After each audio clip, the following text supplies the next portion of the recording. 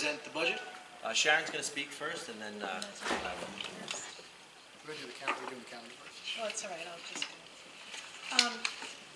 I've given out. Well, actually, there's my assistant, my lovely assistant, Eileen Panico, giving out some copies of draft number 2 of the budget, to which we reflected some changes, most notably a transfer to capital for $2.5 million, which Mr. Allen will address some of the things that really cannot wait until the next capital project is put together by the Facilities Committee and by Mr. Allen and administration. And also there are staffing changes that Mr. Middleman will now be discussing that were incorporated into this draft number 2.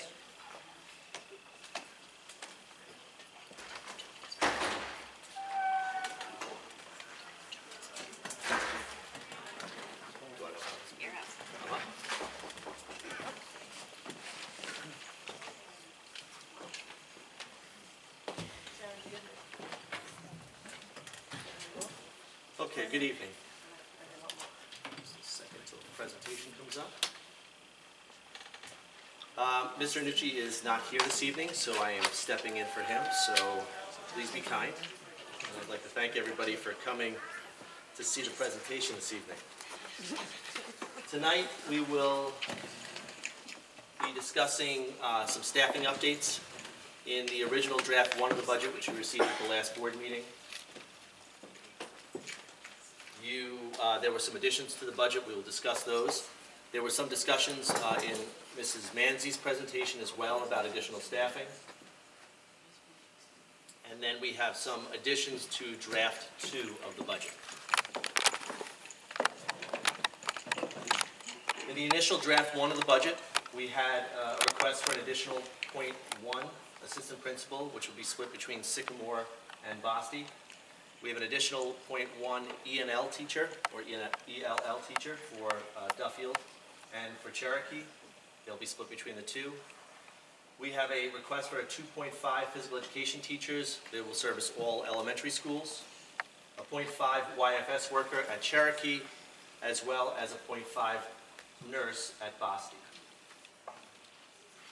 We have a 1.0 psychologist, and you notice the asterisk. That was put into this current year's budget, but the position has not been filled, so we are rolling that position over into this year. We have 2.0 ABA consultants, 1 at the elementary level, 1 at the secondary level. Again, the asterisk denotes the fact that that was included in this year's budget and was not; those positions were not filled. We have 10 aides. Those aides will work in our elementary schools with our visitor management system. We currently have a visitor management system going into all of our elementary schools, similar to that of our secondary schools. They will man those at each of those locations.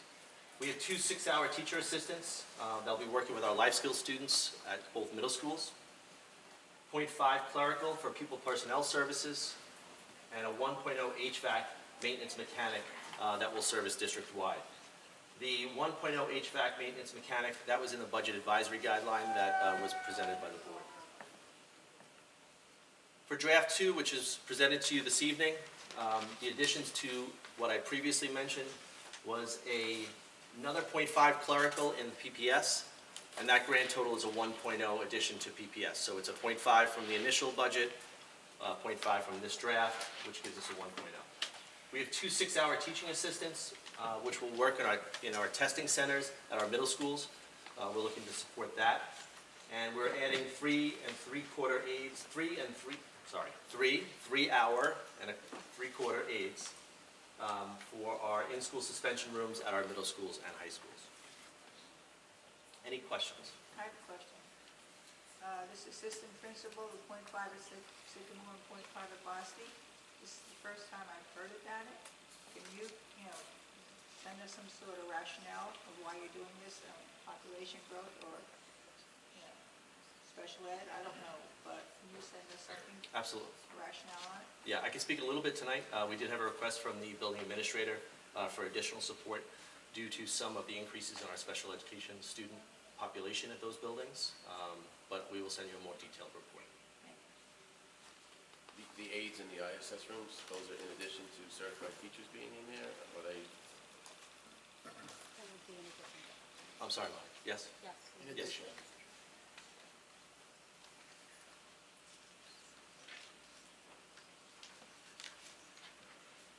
Okay, thank you very much. Thank you, Dean. Thank you, Dean. Dean, what was the response? I didn't hear the response to the ISS aids question. In addition. Yes, there'll be teachers in the room as well.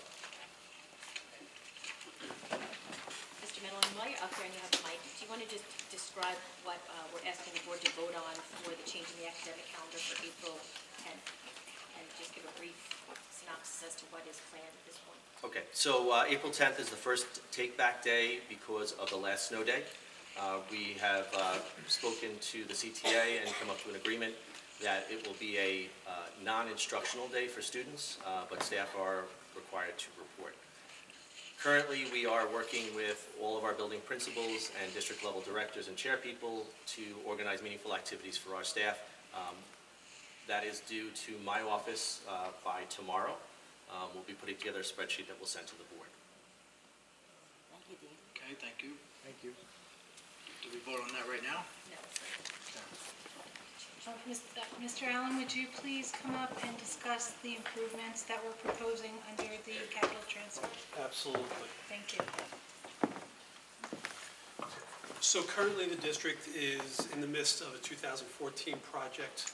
The main impetus of that project has been to address heating and ventilation issues district-wide. That project was approved back in 2014. Since then, there are things that have changed throughout the district, throughout the facilities. Some of them are fairly substantial in their dollar amount. And without capital reserves, without capital funding, it's very hard to try to tackle them, such as the boilers at Slocum. They were installed in 1994, and to try to address those and address those properly, it's approximately $1 million, $1.2 million to replace both of those boilers. We have a boiler at Prem that was installed in 1987, boiler in transportation in 1994. Miscellaneous items along those lines. We have rooftop units in Cherokee that were installed back in '99. While it's not too old, the problem with those particular units is they have failed repeatedly over the years. We're fortunate that we have 3 and we have some redundancy, but at any given time, we're up there fixing and repairing them to the point where it is becoming more and more difficult to keep them online regularly. That's similar to some of the other items. We have a rooftop unit at the high school in the library. That's a fairly large unit that was installed back in 2000. We have 2 units up there, so we have redundancy. Either one of them by themselves can handle the necessary load, but there's redundancy for a reason. We also have pneumatic controls in the gymnasium area. Those pneumatic controls were installed when the building was done back in 1963. They are unreliable. While pneumatics themselves are a fairly reliable control system, because we're currently in the 2014 project and we're working on repairing and addressing controls, to be able to address the pneumatics will give us that much more reliability in those areas as well. There is one item on the list that I've proposed that is not a heating and ventilation item, and it is for the parking lot at Idle Hour. I don't have a date as to when that was last repaved, but if anybody's familiar with the main parking lot, it is in very, very tired shape. And it's something that needs to be addressed. And it's a fairly large price tag, and doing it through a capital expenditure where we can get the state aid on it and everything else is a much more preferable approach than trying to do it as a general expense. So those are the type of items, those are the items actually that I've included on the list. Wait, I'm confused. Did you include them on the list to get done now for a budget transfer, or? So we're proposing a budget transfer into, This summer, hopefully. as soon as the budget's approved in May, we will start looking at tackling each and every one of these projects. The problem is there's still a submission that has to take place with SED in order to get that state aid qualifying aid. So it won't happen over the summer because the review process is approximately 6 months as it currently stands. Okay, but year start? That is always the goal. The sooner the better. The reason why we're transferring money is because we can't wait for the potential next project that comes down the road. So we don't have to talk about this anymore for the bond. All that is erased from the bond. We have other issues to the bond. Correct, correct. I just have a question, John. How is the heating at the high school this year? I know we ran into some problems last year. We have not changed the controls at this point. We've done a lot of duct work. We've done individual offices. We have the unit ventilators that will be done after the heating season ends, May 15th. We have a lot of work down in the boiler room involving various pumps and valves and that kind of stuff. So unfortunately, we have not made the changes to the control system. We've done the infrastructure and the back end work. That control work, though, because of the time of the year we're at, we're not going to do that until after May 15th. Thank you. I wanted to add that the overall increase to the budget is being funded by appropriated fund balance, so leaving the tax levy where it was in the last draft.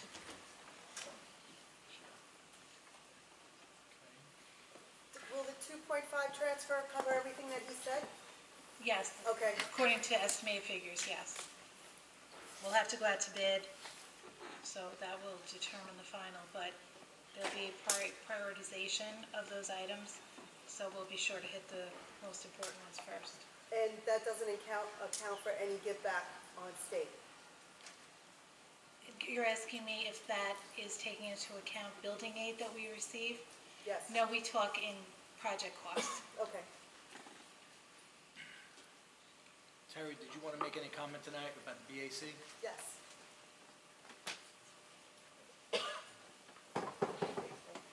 Got mine. Cohort. Put the microphone in.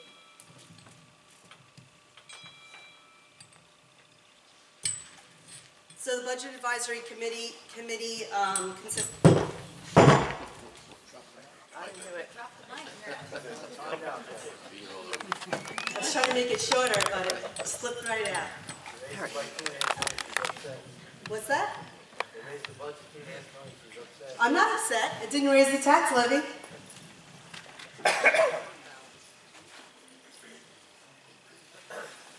So dated March 28th to the Board of Ed Trustees and Connecticut Administration from the Budget Advisory Committee. This letter outlines our response to the Budget Advisory Committee charge issued upon our appointment on January 10th and February 14th.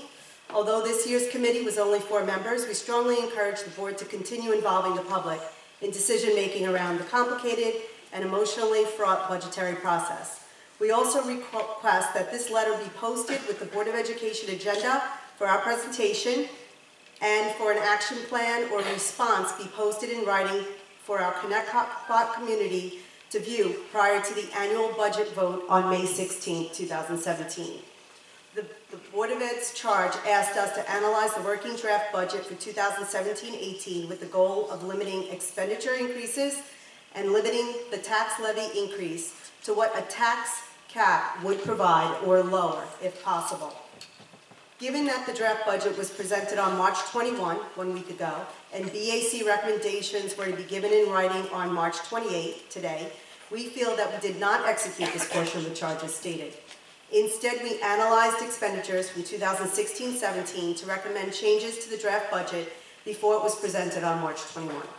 We did consider the ratio between providing appropriate and expected levels of service to children and the impact of property tax increases on district residents while making our recommendations.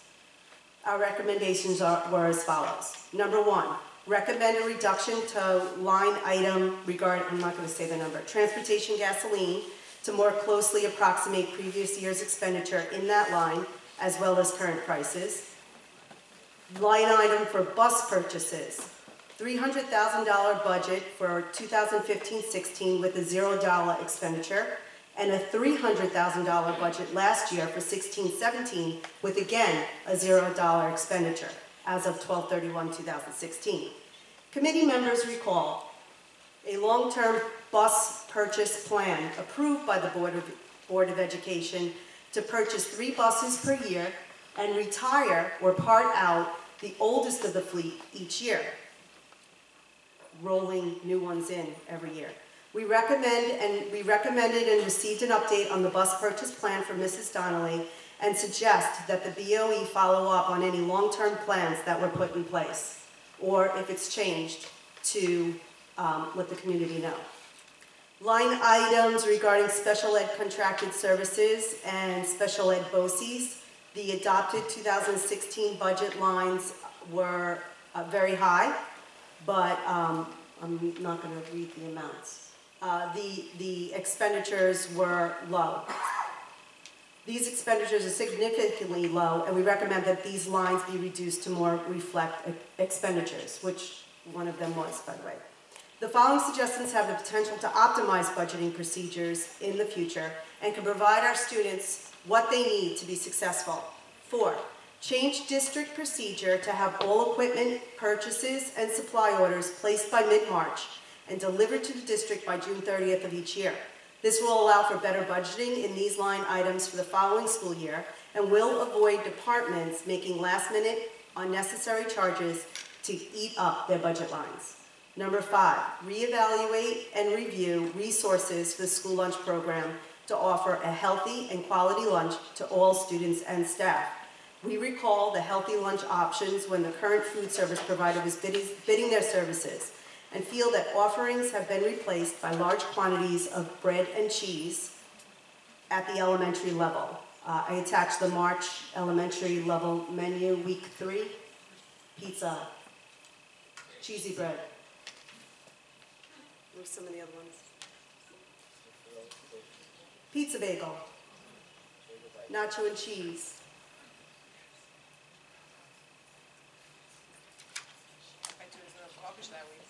We recommend that the lack of healthy main course choices for the elementary schools be addressed with the food service provider.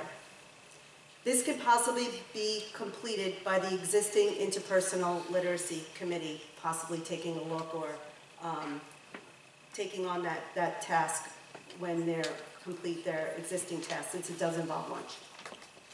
Vending machines in secondary buildings should immediately have the soda replaced with vitamin water, and 100% fruit juices.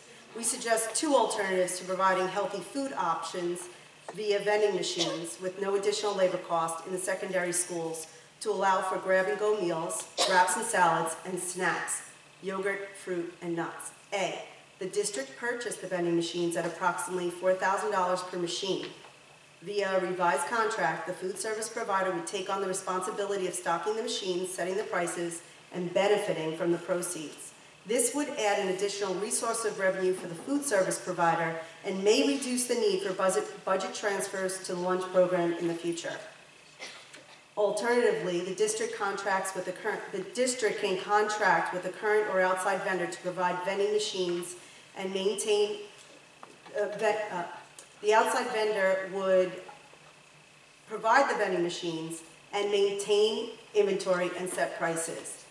They would then benefit from the proceeds, and as part of their contract, we can possibly get a kickback on the proceeds on the items sold, and that district profit can be transferred back into the lunch program.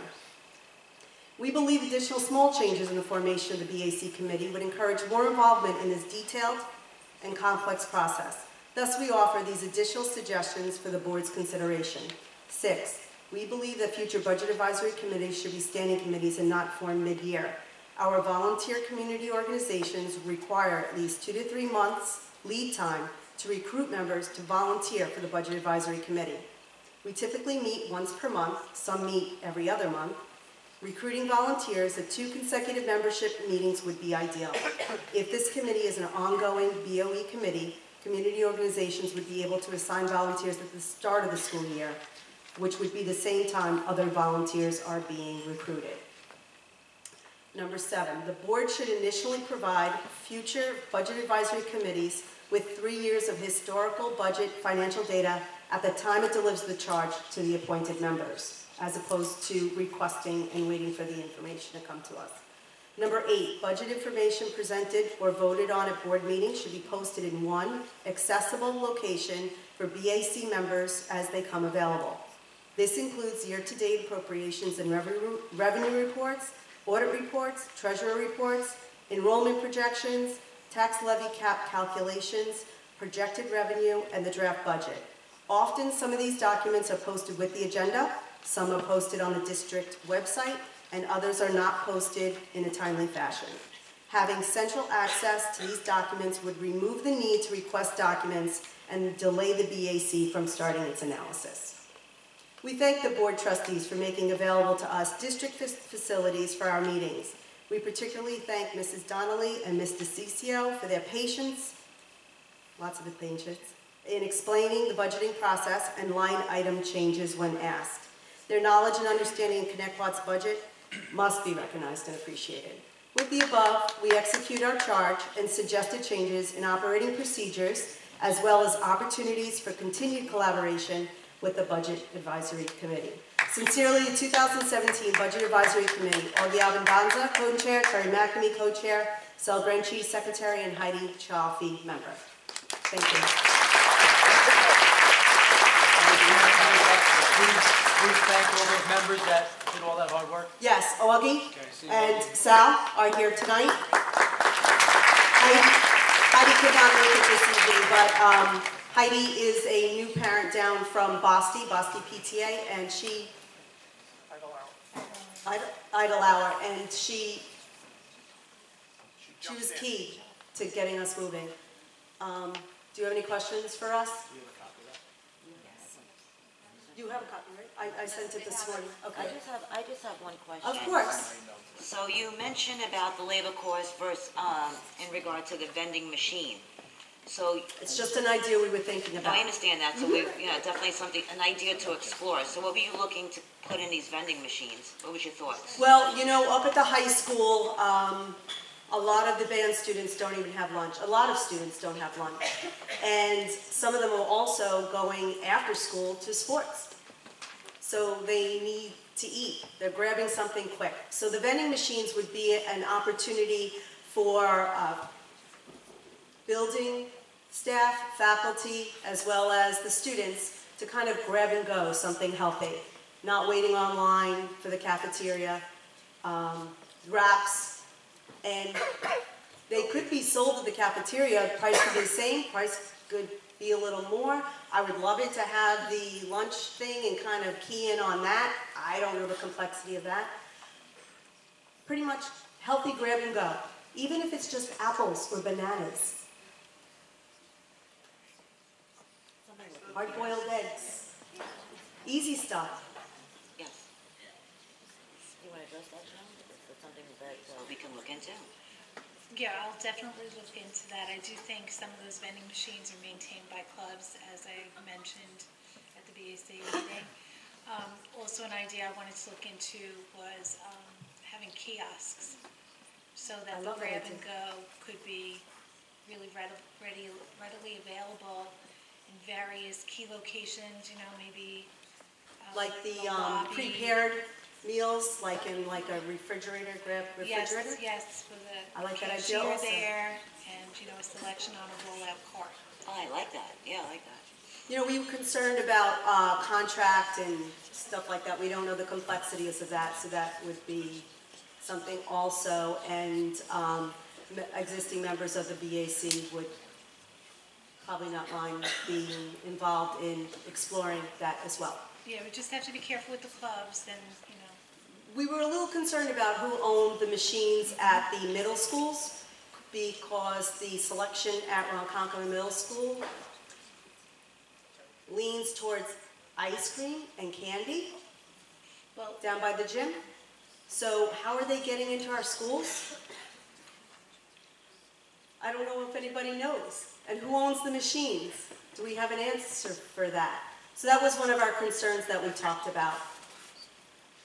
Something look, yeah, And definitely. also, a lot of what the current food service provider promised us when they came on was healthy, healthy, healthy.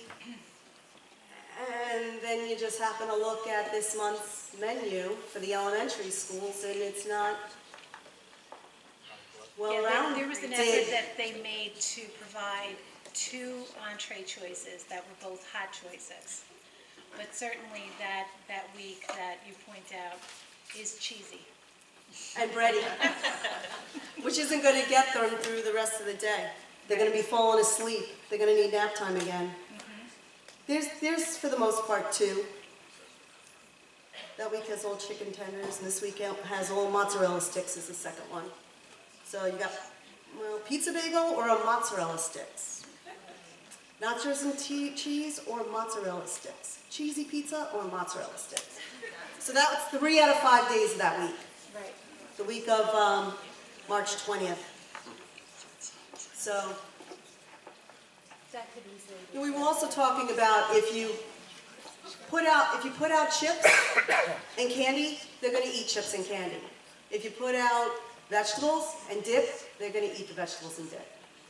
And they're probably going to go faster. And I'm talking about elementary school children.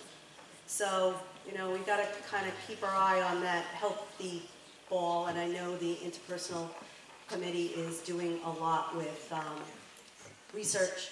So that's why I kind of suggested it. I spoke with Mrs. Manzi about that, if that would kind of fit their committee. And sometimes we just need to put out a reminder that whoever is manning those machines, whoever owns them and operates them and benefits from them, is being mindful of our health and wellness policy. Correct. When they're doing that. So sometimes you just need to remind, so that can be done easily. There is no birthday cupcakes. Why is somebody benefiting from ice cream in the machines? Sharon, I just want to, I know we've discussed this, Sharon, I just want to make sure that when you look into the kiosks, and many of our teachers already do this, they're allowing the children to bring food to their classrooms, but the kiosks might increase that, so make sure that, you know, that is discussed with them and that they are part of the discussion, because I know we have a breakfast program in my school and it is a burden. You have to deal with the garbage, you have to deal with allowing the kids to eat during classroom time, so it's important that that entity is discussed as well. Kids already eat at the high school. No, I know that. I know they do. And I said many of our teachers already allow that in their classroom. I just want, if we're going to increase that with kiosks, I want to make sure they're part of the discussion. That's all I'm saying. So, Right. There's always unintended consequences. Yeah. Maybe a class they might know about their restriction classroom. type Right. Well, thing. they're going to know more about their classroom and how these kids are doing it than I'm going to know, because I'm not at that level and I'm not involved in that. Yeah, I would definitely talk to the teachers, not just the food service workers, but thank you. Somebody in the audience mentioned something about allergies. You have to worry about food coming into the classroom with other children with allergies. That's a good point. Yes, all right. Thank you. Thank you very much. Thank you for your time.